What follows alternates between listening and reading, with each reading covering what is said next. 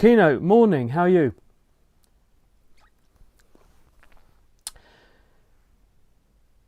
Well, actually, I was going to mention COVID-19 because that's pretty much all that's happening at the moment, isn't it? But since last week, obviously, we've had more insights into what happened to President Donald Trump.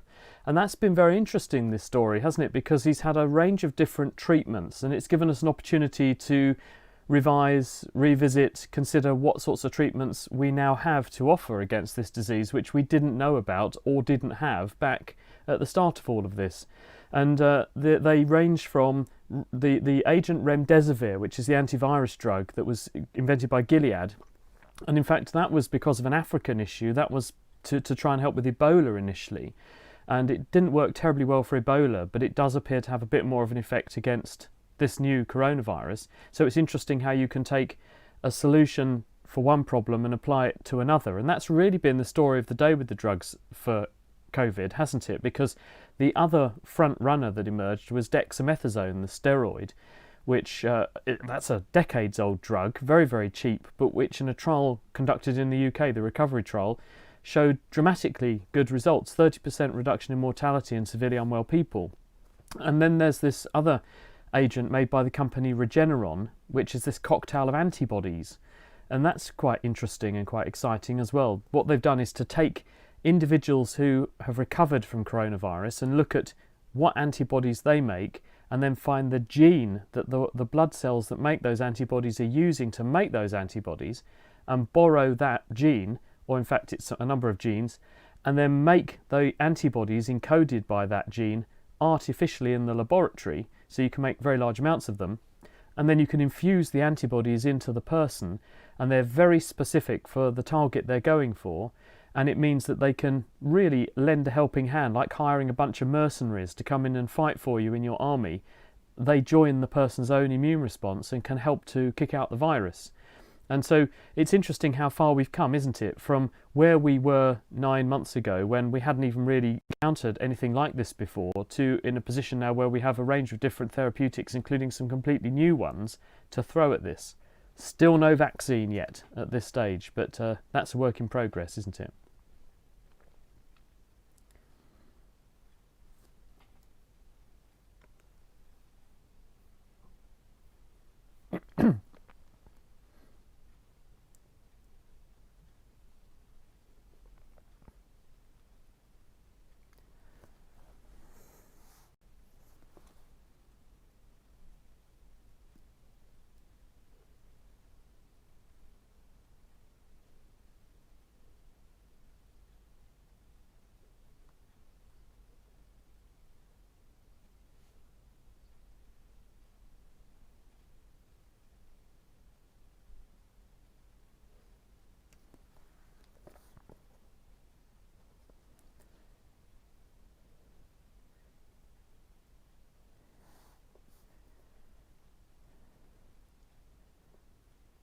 Morning, Paul.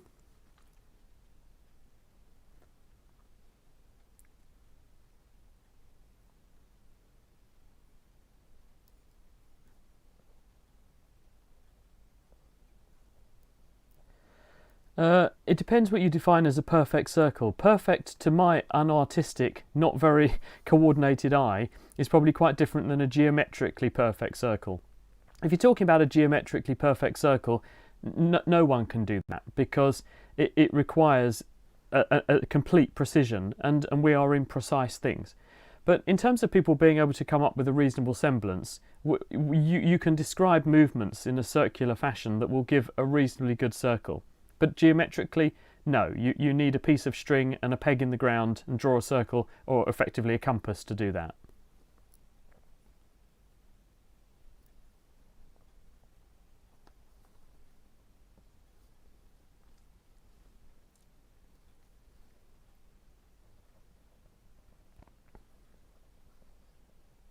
Hi Sally. PCR stands for polymerase chain reaction. This is a technique that was in fact invented by an American guy who got the Nobel Prize for doing it. His name was Kary Mullis. I interviewed him actually about 10 years ago. He unfortunately died of old age last year, so it was interesting to revisit the interview I did with him. And the way that PCR works and this was his unique insight, is that you take a piece of genetic code, which is a long string of genetic letters, and you make two short pieces of genetic information that are the mirror image of the genetic code either side of the bit you're interested in. And then you add an enzyme, which is called DNA polymerase, which binds to the DNA where those mirror image components have been stuck on, and it then wanders along the chain, going backwards and forwards, almost like the shuttle of a weaving loom. And as it does so, it makes a copy of the piece of DNA between the two short pieces that you've stuck onto it. And this happens at a very fast rate, so you can make millions and millions and millions of copies of the genetic code. And when we're applying this to, say, a virus diagnostic, what you do is take a nose and throat swab from a person who you suspect might have the infection. You extract the genetic information from that swab. You then apply it to the polymerase chain reaction using short pieces of DNA that you know corresponds to the virus signature. And then if the virus is in there, or the genetic code is in there, you will make millions of copies of that piece of the virus genetic code, and you can then read it to check that it really is the virus, and you can read it in such a way that it produces some kind of visible readout, like a colour change or something, if that unique and specific piece of genetic code is there. And it's very sensitive, and it will detect, I mean, in some cases you can detect just a single copy of the viral genome. In other words, one virus particle's genome is enough to make this happen. It's very, very sensitive. And the upside of that is that it means you can detect very low levels of virus. The downside of that is that in a person who may have recovered from the infection, they are no longer infectious, they're not going to pose a threat to anybody, but because there are vestiges of the virus genetic material still in the person and in their secretions, they can continue to test positive for weeks afterwards. And in fact, right now there are 3 British teachers who are stuck in quarantine in Italy, and they can't come home. They won't let them out of quarantine because you need 2 negative tests to do that. And they keep testing positive. They're not ill, they're young men, they're healthy, they feel fine, but the PCR test keeps coming up positive. Now, we don't know if it's because the test is going wrong, or they've just got tiny amounts of virus still there, or they're still shedding the vestiges, the remaining bits of the genetic information of the virus that perhaps they had in the past, and that's enough to trip the test. So there are pros to this test, but there are negatives. The other thing that can happen is when we're swabbing people or taking saliva samples for the test, it's possible to miss and not pick up enough sample, and therefore you say to someone you are negative, and you give them false reassurance because in fact they are positive, but you didn't pick up enough material, even though the test is really sensitive, so that you were able to detect it. Both things are a problem. No test is perfect.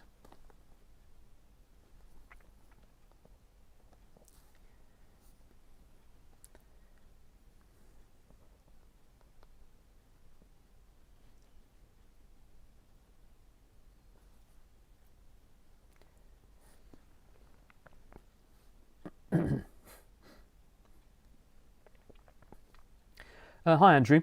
Well, first of all, how do we know what the sun's made of, since no one's ever been there? It's a really long way to the sun. You can't just go and get a sample from it because the surface of the sun is about 5,000 or 6,000 degrees, and the corona, the area around the sun, is at millions of degrees. So you'd melt if you tried to go there. So how do we know what the sun is made of? We're very lucky that a guy called Robert Bunsen, who I think was a Scotsman, and he didn't just invent Bunsen burners, he also invented the science of spectroscopy. And this is, his insight, his breakthrough was he realised that when we look at the light coming from something, different elements and compounds and molecules absorb but also emit light of a specific fingerprint colour. So if you look at the spectrum of light that comes from a distant body and you read what particular colours are and aren't there, you can use that to work out what chemicals must be in the thing that you're looking at.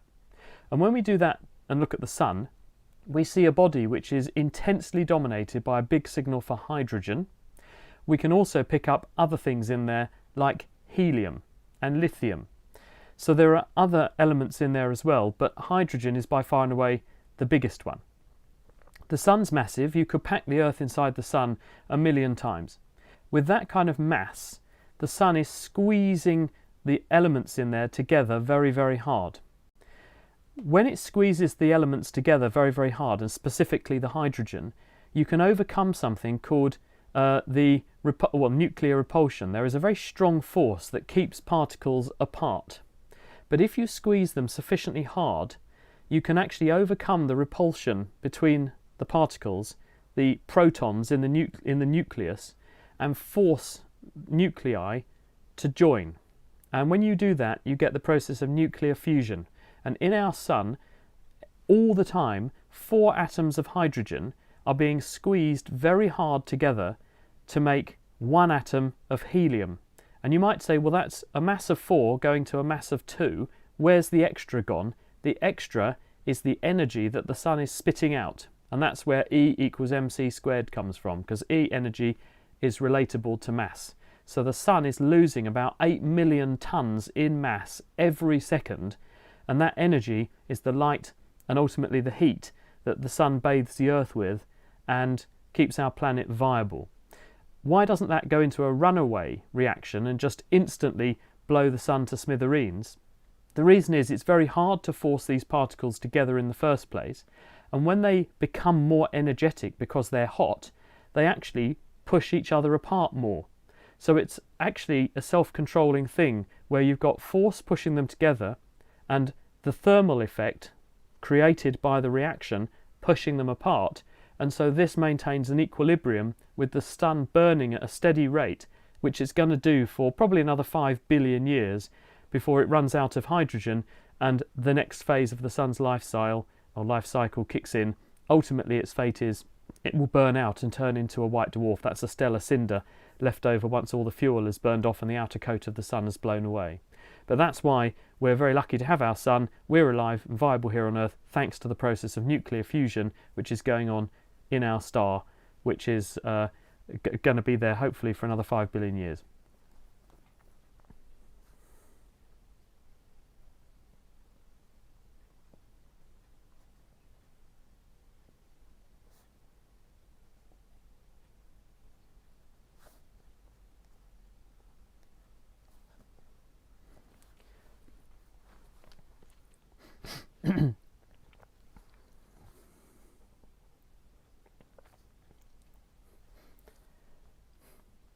C, that's right. Three scientists got the Nobel Prize, one of them from not far originally than where I am, Michael Houghton, who was working at the University of East Anglia, and he's now in Canada. But the discoveries for the virus hepatitis C, which was only officially discovered right at the end of the 1980s. And this is a virus which is very common. About 170 million people around the world are infected with hepatitis C. And the reason it's such a scourge is it causes chronic infection. When you catch hepatitis C, it doesn't leave the body. 80% of the time when people catch hepatitis C, they develop what is, unless you treat them, a lifelong infection. The virus grows in liver cells. As it grows in the cells, it kills the cells. And because you're killing cells, you're forcing the liver to replace them. And if you force any organ to continuously grow in this way, it causes inflammation because of the cycle of damage and regrowth and repair, and the inflammation ultimately leads to the deposition in the liver of fibrous tissue and scarring. It's a bit like if you imagine you had a wound on your hand and you kept scraping at it and picking at it, it would never heal properly and you get an unsightly scar. And the same thing happens in the liver, but throughout the liver. And this causes fibrosis, and that fibrosis we also call cirrhosis. So you get liver cirrhosis, and that's very similar to the injury that you get when you drink too much all the time. Alcohol also can cause cirrhosis. The net result is you get liver failure, but you also are at high risk of getting liver cancer.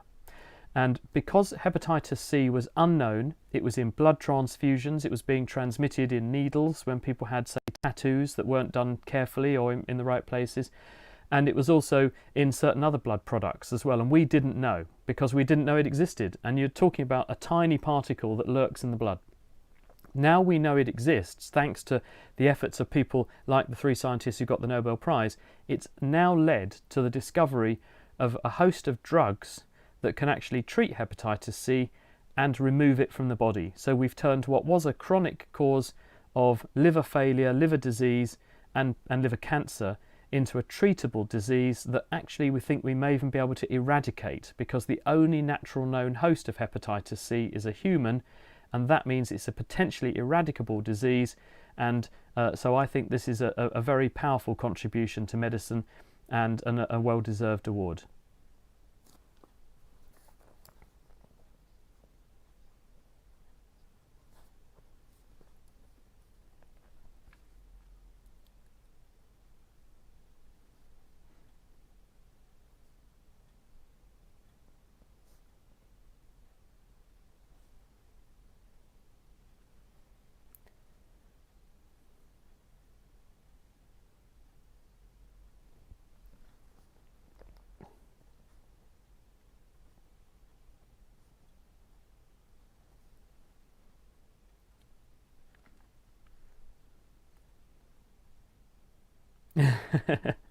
What a brilliant question, and thank you for sending it in, Joe.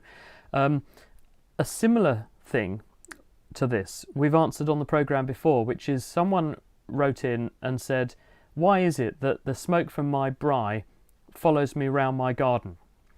And what they're getting at is, if you stand there cooking and you've got the wind coming over your shoulder, why do you still end up with the smoke going into your face? And the reason is that you create with your body effectively a wind shadow. So even though you've got the wind behind you blowing away from you, when you're hammering your carpet or whacking your broom to get the dust out of it, because you're standing there, you are changing the flow of the air around you. And behind you, and in other words, the wind is coming from behind you, it creates in front of you an area of lower pressure because you've pushed the wind that would have been in that place out of the way. And that area of lower pressure means that air at a higher pressure, the air that's going around you, then pushes air into that lower pressure area. You see the same thing with a car. When a car drives down a dusty track, the dust all collects on the back of the car or goes in a big swirl behind the car. And it's because the car has pushed air out of the way as it's moved and left a void or a vacuum, relatively speaking, behind the car, and the higher pressure air from around the car pushes air into that vacuum or that void, carrying the dust with it. And you're doing exactly the same thing with your broom. The difference between you and the moving car is that the car is moving and through the air creating the void. In your case, the wind is moving the air, you're staying still. In either case, you get the same result, a lower pressure area around you, and that's where the air pushes the dust.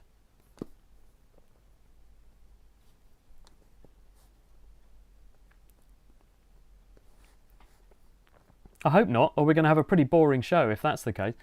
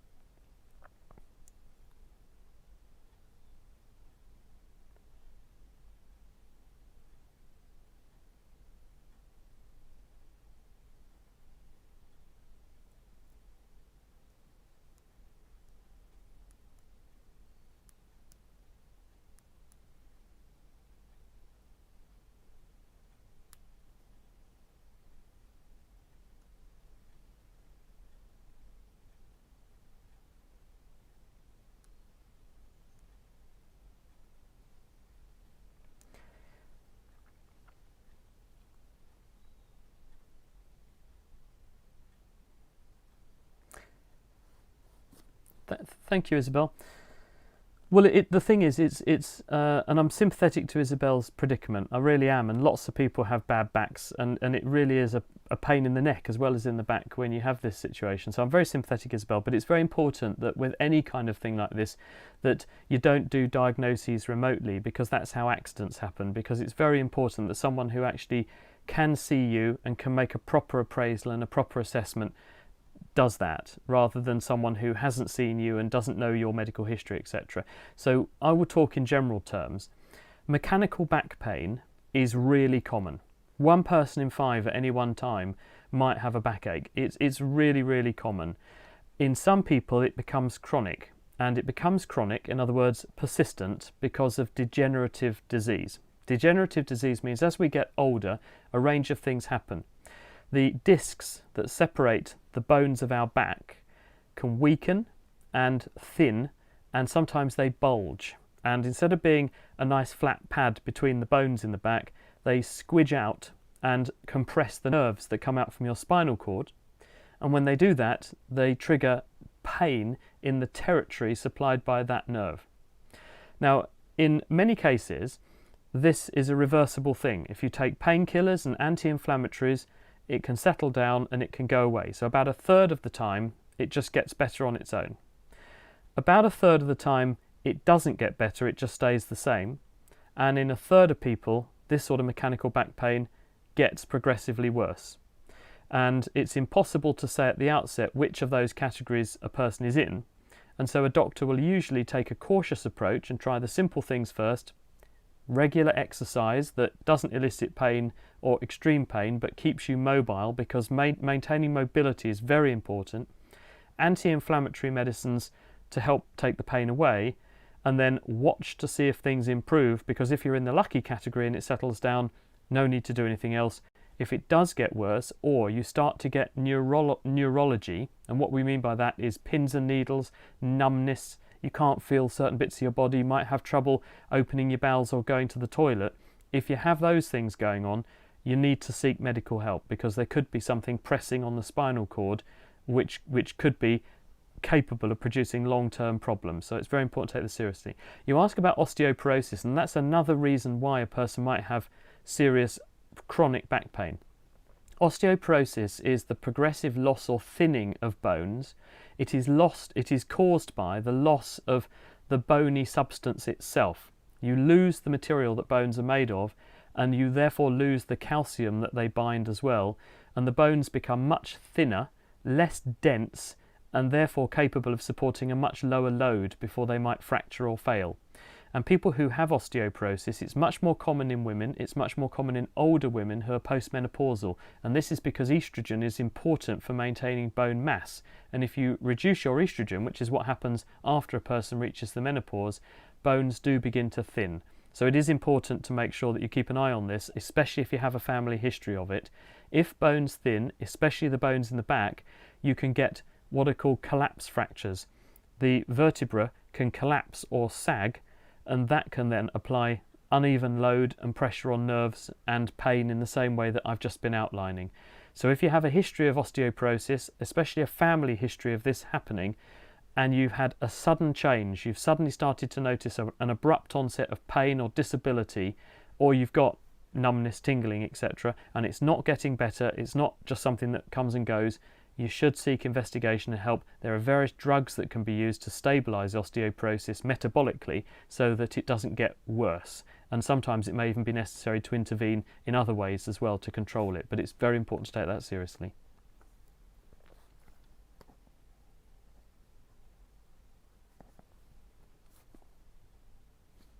Thanks, Kino. Yeah, well, Andrew, have a good weekend. Any plans for the weekend?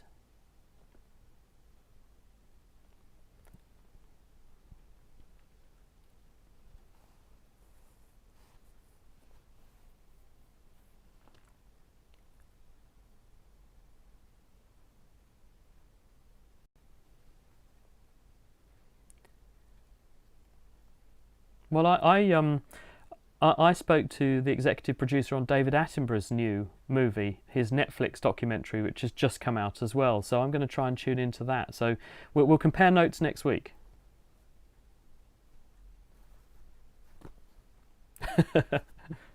Likewise. Take care, Kino. Bye, mate. Bye bye.